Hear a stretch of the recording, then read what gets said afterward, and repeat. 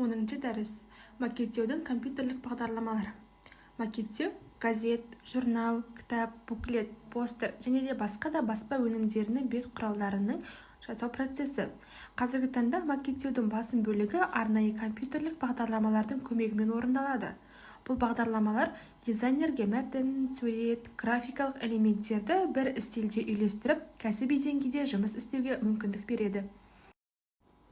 Adobe InDesign қазіргі кезде ең танымал макеттеу бағдарламасы. Оның негізгі мүмкіндіктері: көптілік құжаттарды газет, журнал, кәсіби деңгейде макеттеп береді. Мәтінмен ыңғайлы жұмыс, бағандар, стильдер, абзац форматтары. Сурет және графика элементтерін дәл орналастыру. PDF, Word форматтарында экспорттау. Баспа үйірмелерімен толық үйлесімді. Негізгі артықшылықтары: профессионалды деңгейде әлемдік стандарттарды қолданады. Үлкен жобалармен жұмыс істеуге қолайлы. Журнал, газет, посттарды 90% осы бағдарламамен жасалады. Adobe Illustrator векторлық графика мен дизайнға арналған бағдарлама. Негізгі макеттеуге қолданылуы: логотип, схема, инфографика жасау, буклет, визитка, флайер макеттерін дайындайды. Постер және баннер дизайны. Векторлық элементтерді InDesign немесе басқа бағдарламаларға экспорттайды. Негізгі артықшылықтары: сапалы, бұзылмайтын векторлық графика. Кез келген өлшемге созғанда пикселденбейді.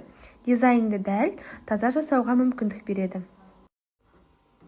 Adobe Photoshop графика және фото өңдеу бағдарламасы. Макеттеуде қолданылуы: фотоны редакциялау, түсті түзетуі, буклет немесе журнал үшін фон, коллаж жасау, плакат, баннер, әлеуметтік медиа дизайны, графикалық элементтерді InDesign-ге дайындау.